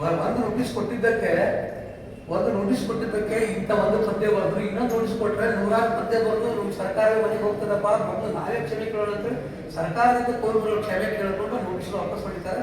ಅಖಂಡ ಕರ್ನಾಟಕ ಪದ್ಯದ ಮತ್ತೆ ಬರೋದ್ರಿಂದ ನರಬಲಿ ಪದ್ಯಕ್ಕೂ ನಮ್ಮ ಬೇಂದ್ರೆ ಕಾಲಕ್ಕೆ ಹಿಂಗೆ ಆಗಿತ್ತು. ನರಬಲಿ ಪದ್ಯ ಬರೆದು ಬೇಂದ್ರವರು ಜೈಲಿಗಿದ್ರು. ಜೈಲಿಗಿದ್ದು ಉದ್ಯೋಗ ಕಳ್ಕೊಂಡು ಆ ನಂತರ ಬಾರೋ ಸಾಧನೆಗೆ ಬರೆಯೋ ಪ್ರಸಂಗ ಬಂತು ಅವ್ರ ಜೀವನದಲ್ಲಿ. ಹೀಗೆ ಕುವೆಂಪುರವರ ದಾಷ್ಟ್ಯತೆಗೆಲ್ಲ ನಿಷ್ಠೂರವಾದಿ, ಆದರೆ ಸೌಮ್ಯ ನಿಷ್ಠೂರವಾದಿ. ತನ್ನ ತತ್ವ ಸಿದ್ಧಾಂತಗಳನ್ನ ಯಾವ ಕಾರಣಕ್ಕೂ ಅದಕ್ಕೆ ರಾಜಕೀಯ ಮಾಡ್ಕೊಳ್ಳೋರಲ್ಲ, ಯಾವ ರಾಜಕಾರಣಿಗಳಿಗೂ ಕೈ ಮುಗಿದವರಲ್ಲ. ಈ ವ್ಯಕ್ತಿತ್ವ ನಮಗೆ ಇವರಲ್ಲೂ ಕಾಣ್ತದೆ, ಅವರ ತೇಜಸ್ವಿಯವರ ವ್ಯಕ್ತಿತ್ವ ಕಾಣುತ್ತೆ ಸರ್. ತೇಜಸ್ವಿಯವರು ಸಹಿತ ಯಾವತ್ತೂ ಯಾವ ರಾಜಕಾರಣ ಖಂಡಿತ ಬಿಡೋದಲ್ಲ, ರಾಜಕಾರಣಿಗಳೇ ಹೊರತು ಹೋಗ್ತಿದ್ರು. ತೇಜಸ್ವಿ ಒಂದೇ ಕೆಲಸಕ್ಕೆ ಮೆಟ್ಟಿಲತ್ತಿತ್ತು ವಿಧಾನಸೌಧದ್ದು. ಯಾವಾಗ ಅಂತಂದ್ರೆ ಕನ್ನಡದ ನುಡಿ ತಂತ್ರಾಂಶಕ್ಕೆ ಬೇಕಾಗುವಂತಕ್ಕಂಥದ್ದಕ್ಕೆ. ಯಾಕಂದ್ರೆ ಕನ್ನಡವನ್ನು ಓದ್ಬೇಕಂತಂದ್ರೆ ನುಡಿ ತಂತ್ರಾಂಶ ಮೊದಲು ಬರಬೇಕು. ಜಗತ್ತಿನ ಎಲ್ಲ ಸಾಹಿತ್ಯ ತರ್ಜುಮೆಗೊಳ್ಳುತ್ತೆ. ಮುಂದೆ ಕನ್ನಡದ ಮಕ್ಕಳಿಗೆ ಬಹಳ ಹೆಲ್ಪ್ ಆಗುತ್ತೆ ಅಂತೇಳಿ ಸುದರ್ಶನ್ ತವರು ಇದರಿಂದ ಚಿಕ್ಕಮಗಳೂರಿನ ಸಂಸದರು ಅವರನ್ನ ಮನವೊಲಿಸ್ಕೊಂಡು ಹೋಗ್ತಾರೆ. ಚಂದ್ರಶೇಖರ್ ಕಂಬಾರ ಅವ್ರಿಗೆ ಸಹಾಯ ಮಾಡ್ತಾರೆ. ನುಡಿ ತಂತ್ರಾಂಶ ಸಲುವಾಗಿ ಮಾತ್ರ ತೇಜಸ್ವಿಯವರು ಕೂಡ ರಾಜಕಾರಣಿಗಳಿಗೆ ಹೇಳಿ ಕೆಲಸ ಮಾಡೋದು ಪರಿಸ್ಥಿತಿ ಬರ್ತದೆ. ಎಷ್ಟು ಮುಂದಾವೇಶ ಅಂತ ತೇಜಸ್ವಿ ಇರ್ತದೆ. ತೇಜಸ್ವಿ ಮತ್ತು ಕುವೆಂಪು ಅವರು ನೀವು ಹೋಲಿಕೆ ಮಾಡ್ತಾ ಹೋದಾಗ ನಾನು ಭಾಳಷ್ಟು ಮಾತಾಡಬಾರ್ದು, ಇದು ಮುಂದೋಗ್ಬಿಡುತ್ತೆ. ನಾವು ಇದಕ್ಕೆ ಬಂದ್ಬಿಡೋಣ, ವಿಶ್ವ ಮಾನವ ಸಂದೇಶಕ್ಕೆ ಬಂದರೆ ಭಾಳ ಉತ್ತಮ ಕಾರಣ. ಯಾಕಂದರೆ ಕುವೆಂಪು ಅವರು ವಿಚಾರಧಾರೆಗಳು ಸಣ್ಣ ವಿಚಾರಧಾರೆಗಳಾಗ್ತಿದ್ದೆ. ಹಿಂದೊಮ್ಮೆ ನಾನು 1 ಗಂಟೆ 20 ನಿಮಿಷದ ಮೇಲೆ ಹೆಚ್ಚು ಮಾತಾಡ್ಬಿಟ್ಟಿದ್ದೆ. ಆ ವೇದಿಕೆಯಲ್ಲಿ ಮಾತಾಡ್ತಾ ಚರ್ಚೆ ಮಾಡ್ತಾ 1 ಗಂಟೆ 20 ನಿಮಿಷ ಆಗೋಯ್ತು ವಿಚಾರಧಾರೆಗಳು. ಹೀಗೆ ಕುವೆಂಪು ಅವರು ವಿಶ್ವ ಮಾನವ ಸಂದೇಶ ಕೊಡಲಿಕ್ಕೆ ಬೇಕಾಗುವಂತಹ ಯಾಕೆ ಅವರು ಕೊಟ್ಟರು ಅಂತ ಅವ್ರ ವ್ಯಕ್ತಿತ್ವ ನಿಮ್ಗೆ ಪರಿಚಯ ಮಾಡ್ತಾ ಹೋದ್ರು. ಹೀಗಾಗಿ ಕುವೆಂಪುರವರು ಒಟ್ಟು 18 ಕಾವ್ಯಗಳು ಬರೀತಾರೆ, 1 ಮಹಾಕಾವ್ಯ ಬರೀತಾರೆ, ಪ್ರೇಮ ಕಾವ್ಯಗಳನ್ನು 5 ಬರೀತಾರೆ, ಖಂಡ ಕಾವ್ಯ 5 ಬರೀತಾರೆ, ನಾಟಕ 12 ಬರೀತಾರೆ. ನೋಡ್ರಿ ನಾಟಕ ಬರ್ತಾರೆ, ಜಲಗಾರ ನಾಟಕ ಬರ್ತಾರೆ. ಜಲಗಾರ ಅಂದ್ರೆ ಈ ಶಿವ ಜಗತ್ತಿನ ಜಲಗಾರ ಅಂತ ಬರೀತಾರೆ. ಜಲಗಾರ ಅಂತಂದ್ರೆ ಪೌರ ಕಾರ್ಮಿಕರು. ಕುವೆಂಪು ಸತ್ತಾಗ ಸ್ವಲ್ಪ ಜನ ಪೌರ ಕಾರ್ಮಿಕರು ಹೆಣ್ಣುಮಕ್ಕಳು ಬಂದು ಅಳ್ತಾ ಇರ್ತಾರೆ. ಅವ್ರು ಯಾರು ಕುವೆಂಪು ಸಾಹಿತ್ಯ ಓದ್ದೇ ಇದ್ದವರು. ವಿಚಿತ್ರ ಆಗತ್ತೆ, ಅಲ್ಲಿ ಸೇರಿದಂಥವ್ರು ಯಾರಪ್ಪ ಇವರು ಕೇಳ್ತಾರೆ. ಅವ್ರು ಯಾಕೆ ನೀವು ಹೇಳ್ತಾ ಇದ್ರಿ, ಕುವೆಂಪು ಅಂದ್ರೆ ಯಾರು ಅಂತ ನಮ್ಗೆ ಯಾರು ಗೊತ್ತಿಲ್ಲ. ಆದ್ರೆ ನಮ್ಮ ಮೇಲೆ ನಮ್ಮ ಜನಾಂಗದಲ್ಲಿ ಪುಸ್ತಕ ಬರ್ತಾರಂತವ್ರು ನಮ್ಮನ್ನು ಶಿವನ ಸ್ಥಾನಕ್ಕೆ ಒಯ್ಯಾರಂತೆ, ಅದಕ್ಕೆ ನಾವು ಬಂದು ದುಃಖ ಪಡ್ತಾ ಇದ್ದೇವೆ ಅಂತ ತೇಜಸ್ವಿ ಅವ್ರ ಹತ್ರ ಆ ಪೌರ ಕಾರ್ಮಿಕರು ಹೇಳಿದ್ರು. ಜಲಗಾರ ಶಿವ ಈ ಜಗತ್ತಿನ ಜಲಗಾರ ಅಂತ ಹೇಳ್ತಾರೆ. ಬೆರಳಗೆ ಕೊರಳಲ್ಲಿ ಸಹಿತ ಒಂದು ಅನ್ಯಾಯವನ್ನು ಪ್ರತಿಭಟನೆ ಮಾಡ್ತಾರೆ. ಹೀಗಾಗಿ ಆಮೇಲೆ ವಿಚಾರ ಭಾಷೆಗಳು ಸಾಕಷ್ಟು ಬರಿತಾ ಹೋಗ್ತಾರೆ. ಆಮೇಲೆ ವಿಮರ್ಶಕರು ನಿಮ್ಗೆ ಹೇಳಿದ ರಸವಹಿಸ ಮಹಾಕಾದಂಬರಿಗಳನ್ನು ಹೇಳಿ ಬರ್ತಾರೆ, ಕಥೆಗಳು ಕೂಡ ಬರೀತಾರೆ. 3 ಲಲಿತ ಪ್ರಬಂಧ ಮಲಯಾಳ ನಕ್ಷತ್ರವನ್ನು ಬರೀತಾರೆ. ಹಾಗೆ ಆತ್ಮಕಥೆ 1 ಬರೀತಾರೆ, ಜೀವನ ಚರಿತ್ರೆಗಳು 2 ಬರೀತಾರೆ. ಅದರಲ್ಲಿ 1 ರಾಮಕೃಷ್ಣ ಪರಮಹಂಸರ ಬಗ್ಗೆ, ಇನ್ನೊಂದು ವಿವೇಕಾನಂದ ಬಗ್ಗೆ. ಆಮೇಲೆ ಶಿಶು ಸಾಹಿತ್ಯ ಬರೀತಾರೆ, ಅನುವಾದ ಮಾಡ್ತಾರೆ. ಹಲವಾರು ಹೀಗೆ ಒಟ್ಟು 76 ಕೃತಿಗಳನ್ನು ಬರೀತಾರೆ. ಅದರಲ್ಲಿ ಮಂತ್ರ ಮಾಂಗಲ್ಯ ನಾವು ನೆನಪಿಟ್ಟುಕೊಳ್ಳುವಂಥ ಬಹಳ ಶ್ರೇಷ್ಠವಾದಂತಹ ಕೃತಿ ಯಾವಪ್ಪ ಅಂದರೆ ಮಂತ್ರ ಮಾಂಗಲ್ಯ. ಹೇಗಂತಂದ್ರೆ ಇವತ್ತಿನ ಜಾತಿ ಧರ್ಮ ಭಾಷೆ ಸೀಮಿತವಾಗಿದೆವಲ್ಲ, ಇದೆಲ್ಲವನ್ನು ತೊಡೆದಾಕ್ಲಿಕ್ಕೆ ಅಂತರ್ಜಾತೀಯ ವಿವಾಹಗಳು ಕಾರಣ ಆಗಬೇಕು ಅಂತ ಅವರ ಕಲ್ಪನೆ ಆಗಿತ್ತು. ಅದಕ್ಕೆ ಮಂತ್ರ ಮಾಂಗಲ್ಯ ಅನ್ನುವಂಥದ್ದು ಕೊಡ್ತಾರೆ. ಅತ್ಯಂತ ಸರಳವಾದಂತಹ ಮದುವೆಗಳನ್ನು ಮಾಡಿಸುವಂತಹ ಒಂದು ತಂತ್ರಗಾರಿಕೆಯನ್ನು ಮುಂದೆ ಇಡ್ತಾರೆ, ವಿಚಾರಗಳನ್ನು ಇಡ್ತಾರೆ. ಹೇಗಂತಂದ್ರೆ ಕೇವಲ ಹಸ್ತಾಕ್ಷರದಲ್ಲಿ ಬರುವಂತಹ ಬಾಯಿ ಮನೆ ಬರ್ತಾ ಇದೆ, ಮದುವೆ ಮಾಡಿದ್ದು ಮಂತ್ರ ಮಾಂಗಲ್ಯ ತಿಳಿಸೋದು. ಹಸ್ತಾಕ್ಷರದೊಂದಿಗೆ ಇನ್ವಿಟೇಷನ್ ಬರೀತಾರೆ. ನಿಮಗೆ ಸಮಯದಲ್ಲಿ ಕಾಲ ಮಾಡಿಕೊಂಡು ಬಂದು ಸಮಯಾವಕಾಶ ಮಾಡಿಕೊಂಡು ಬಂದು ನನ್ನ ಮಗನಿಗೆ ಅಕ್ಷತೆ ಹಾಕಿ ಅಂತ ಬರೆದಿರ್ತಾರೆ. ಕೇವಲ ಒಂದು ಚಹಾ, ಒಂದು ಅವಲಕ್ಕಿ ಇಷ್ಟೇ ಕೊಡುವಂಥ ಮದುವೆ. ಕುವೆಂಪು ಮದುವೆ ಮೊದಲಾಗುತ್ತೆ. ಇವತ್ತಿಗೂ ಸಹಿತ ಹೇಮಾಂಗಣ ಅಂತಿದೆ ಹುಬ್ಬಳ್ಳಿಯಲ್ಲಿ, ಅಲ್ಲಿ ಈ ಮಂತ್ರ ಮಾಂಗಲ್ಯದ ಮೂಲಕ ಹಲವಾರು ಮದುವೆಗಳು ಆಗ್ತಾ ಇರ್ತಾರೆ. ಆ ಡಿಸೆಂಬರ್ತಿಗಳಂತೂ ಮಂತ್ರ ಮಾಂಗಲ್ಯ ಹಲವಾರು ಆಗ್ತಾ ಇರ್ತಾರೆ. ಬಹಳಷ್ಟು ಮಂತ್ರ ಮಾಂಗಲ್ಯ ಮದುವೆಗಳು ಆಗ್ತಾ ಇರ್ತಾರೆ.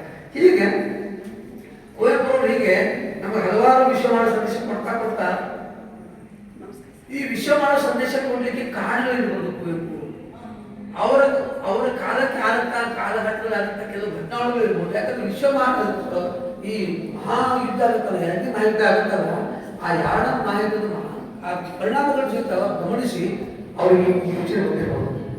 ಅಂದರೆ ಕೋಟಿಗಟ್ಟಲೆ ಸುಮಾರು 4 ರಿಂದ 5 ಕೋಟಿ ಮನುಷ್ಯರ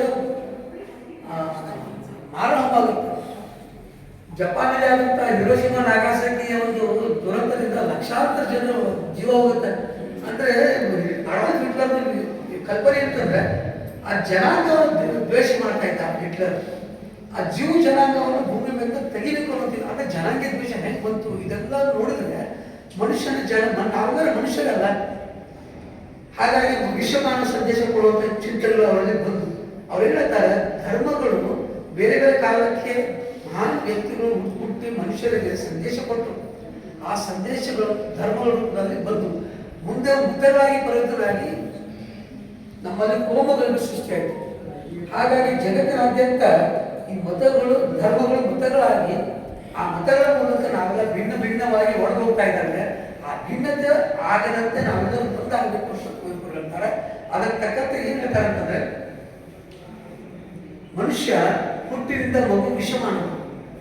ನಾವು ಆತನಿಗೆ ಜಾತಿ ಧರ್ಮ ಭಾಷೆ ದೇಶ ಇದರಲ್ಲಿ ಬದ್ಧನನ್ನಾಗಿ ಮಾಡ್ತೇವೆ.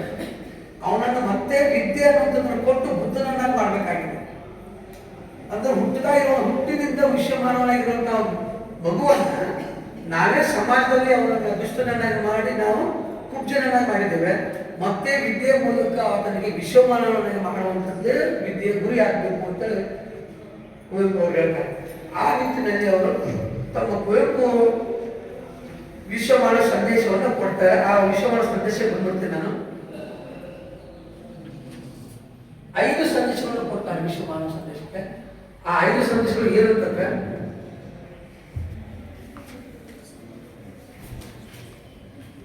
ವಿಶ್ವಪಥ, ಸರ್ವೋದಯ, ಸಮನ್ವಯ ಮತ್ತು ಪೂರ್ಣ ದೃಷ್ಟಿ ಅಂತ ಕೊಡ್ತಾರೆ. 5 ತತ್ವಗಳನ್ನು ಕೊಡ್ತಾರೆ. ಏನು ಮನುಷ್ಯ ಮಾತಾಡ್ತಾರೆ, ನಾವು ಆ ಪಥ ಈ ಪಥ ಬೇಡ, ನಮ್ಮೆಲ್ಲರಿಗೆ ವಿಶ್ವಪಥನೇ ಆಗಬೇಕು. ಆ ಪಥ ಈ ಪಥ ಅಂತಂದ್ರೆ ಯಾವುದು ಮತಗಳು ಬೇಡ. ಈ ಜಗತ್ತಿನಲ್ಲಿ ಯಾವ ಮತಗಳು ಬೇಡ ಅಂತ ಮನುಷ್ಯ ಮತ ಒಂದೇ ಆಗಬೇಕು. ಅದಕ್ಕೊಂದು ಗುಡಿ ಚರ್ಚ್ ಮಸೀದಿಗಳ ಬಿಟ್ಟು ಹೊರ ಬನ್ನಿ, ಬಡತನದ ಗುಣಮಟ್ಟು ಕೀಳ ಬನ್ನಿ, ಮೌಢ್ಯತೆಯ ಮಾರಿಯನ್ನು ಹೊರಗೂಡದೆ ತನ್ನಿ, ವಿಜ್ಞಾನ ಜೀವಿಗೆಯ ಹಿರಿಯ ಬನ್ನಿ, ಓ ಬನ್ನಿ ಸಹೋದರರೇ ಬೇಗ ಬನ್ನಿ, ಶಿಲುಕದಲ್ಲಿ ಮತವೆಂಬ ಮೋಹದ ಅಜ್ಞಾನಕ್ಕೆ ನೋಡಿ, ಶಿಲುಕದಲ್ಲಿ ಮತವೆಂಬ ಮೋಹದ ಅಜ್ಞಾನಕ್ಕೆ ಮತಿಯಿಂದ ದುಡಿದರೆ ಲೋಕಹಿತಕ್ಕೆ, ಆ ಮತದ ಈ ಮತದ ಹಳೆ ಮತದ ಸಹವಾಸ ಸಾಕಿನ್ನೂ ಸೇರಿದೆ ಮನುಷ್ಯ ಮತಕ್ಕೆ, ಓ ಬನ್ನಿ ಸಹೋದರರೇ ವಿಶ್ವಮತಕ್ಕೆ ಅಂತ ನಮಗೆ ಆಹ್ವಾನ ಕೊಡ್ತಾರೆ. ಹಾಗಾಗಿ ನಮಗೆ ಆ ವಿಶ್ವ ಸಂದೇಶ, ವಿಶ್ವಮಾನವ ಗೀತೆ ಇದೆ. ಓ ನನ್ನ ಚೇತನ ಆಗು ನೀ ಅನಿಕೇತನ. ಅಲ್ಲಿ ಕೊನೆಗೆ ಆಗು ಆಗು ಆಗು ಒತ್ತಾಯಪೂರ್ವಕ ನೀನು ಅನಂತ ಆಗು, ವಿಶ್ವಕ್ಕೆ ಸೀಮಿತ ಆಗು, ಅದನ್ನು ಮೀರಿ ನೀನು ವಿಶ್ವ ಮಾನವನಾಗು ಅಂತ ಸಂದೇಶ ಕೊಡ್ತಾ ಹೋಗ್ತಾರೆ. ಸರ್ವೋದಯ ಅಂತಂದ್ರೆ ಎಲ್ಲರೂ ಉದಯ ಮಾಡುತ್ತದೆ. ಯಾವ ಜಾತಿ ಧರ್ಮ ಪಂಥ ಉದಯ ಅಲ್ಲ, ಎಲ್ಲ ಜೀವಿಗಳ ಉದಯ, ಎಲ್ಲ ಮನುಷ್ಯರ ಉದಯ, ಇಡೀ ಜಗತ್ತಿನಾದ್ಯಂತ ಇರುವ ಎಲ್ಲ ಪಂಥಗಳ ಉದಯ ಆಗಬೇಕು ಅಂತ ಹೇಳ್ತಾರೆ ಸರ್ವೋದಯ ಪ್ರಕಾರ. ಸಮನ್ವಯ ಅಂತ ನಾವೆಲ್ಲರೂ ಒಂದಾಗುವಂಥದ್ದು, ಸಿಡಿದು ಹೋಗುವಂಥದ್ದಲ್ಲ, ಬೇರೆ ಬೇರೆ ಆಗುವಂಥದ್ದಲ್ಲ. ನಾವೆಲ್ಲರೂ ಈ ವಿಶ್ವಮಾನವ ಅನ್ನುವಂಥ ಒಂದು ಕಲ್ಪನೆಗೆ ಒಂದಾಗಬೇಕು, ಸಮನ್ವಯಗೊಳ್ಳಬೇಕು ಅಂತ ಹೇಳ್ತಾರೆ. ಹಾಗೆ ಪೂರ್ಣ ದೃಷ್ಟಿ ಅಂದರೆ ನಾವೆಲ್ಲರ ದೃಷ್ಟಿ ಭಗವಂತ ಕಡೆ ಇರಬೇಕು, ಅಂದರೆ ಆತ್ಮಜ್ಞಾನದ ಕಡೆ ಇರಬೇಕು. ತತ್ವಜ್ಞಾನ ಮಾತ್ರವೇ ಇಲ್ಲಿ ಶಾಶ್ವತ ನಿಲ್ಲಬೇಕು ಅನ್ನೋಂಥದ್ದು ಸಂದೇಶವನ್ನು ಕುವೆಂಪು ಇಷ್ಟಪಡ್ತಾರೆ. ಹೀಗೆ ಕುವೆಂಪು ಅವರ ವಿಚಾರಧಾರೆಗಳು ಬೇರೊಂದು ವೇದಿಕೆಯಲ್ಲಿ ಇಲ್ಲಿ ಚರ್ಚಿಸಲಿಕ್ಕೆ ಬಹಳ ಕಡಿಮೆ ಕಾಲಾವಕಾಶ ಆಗ್ತದೆ. ಕುವೆಂಪು ವಿಶ್ವಮಾನವರಾಗಿ ನಮ್ಮ ಮುಂದೆ ಇತರ ಎಲ್ಲ ಕಾಲಕ್ಕಿಂತ ಈ ಕಾಲಕ್ಕೆ ಅವರು ಹೇಳಿದಂಥ ಸಿದ್ಧಾಂತಗಳು ತತ್ವಗಳು ಬಹಳ ಮುಖ್ಯ ಅಂತ ಇದ್ದಾವೆ. ಕಾಲ ಹೋದಂತೆ ನಾವೆಲ್ಲ ಇತ್ತೀಚಿನ ಯುದ್ಧ ಕಾಲದಲ್ಲಿ ಎಷ್ಟೆಲ್ಲ ಕ್ಷೋಭೆಗಳಾಗ್ತಾ ಇದೆ ಜಗತ್ತಿನಲ್ಲಿ. ಆ ಕ್ಷೋಭೆಗಳ ಬಗ್ಗೆ ನಾವು ವಿಚಾರ ಮಾಡ್ತಾ ಹೋದಾಗ ಕುವೆಂಪು ಅವರ ವಿಚಾರಧಾರೆಗಳು ಯಾಕೆ ಎಷ್ಟು ಪ್ರಸ್ತುತ, ಮತ್ತೆ ವಿಶ್ವಮಾನವ ಸಂದೇಶ ಇವತ್ತಿಗೆ ಕುವೆಂಪು ಕೊಟ್ಟದ್ದು ನಮಗೆ ಎಷ್ಟು ಅಗತ್ಯ ಇದೆ, ನಾವು ಎಷ್ಟು ಪಾಲಿಸಬೇಕು ಅನ್ನೋಂಥ ಒಂದು ವಿಚಾರ ಮಾಡ್ತಾ ನಮ್ಮ ಈ ಜಗತ್ತು ವಿಶ್ವಮಾನವನ ಈ ದಿನಾಚರಣೆ ಆಚರಿಸಿ ಕುವೆಂಪು ಅವರ ವಿಚಾರಧಾರೆಯನ್ನು ಅಳವಡಿಸಿಕೊಂಡು ನಾವೆಲ್ಲರೂ ವಿಶ್ವಮಾನವರ ಆಗೋಣ ಅನ್ನುವಂಥ ಒಂದು ಸಂದೇಶವನ್ನು ಕುವೆಂಪು ಅವರ ಮೂಲಕ ನಾವು ಅರ್ಥ ಮಾಡ್ಕೊಳ್ತಾ ತಮ್ಮೆಲ್ಲರಿಗೆ ಅಂದಿಸ್ತಾ ನನಗೆ ಅವಕಾಶವಾಗಿದ್ದಾರೆ.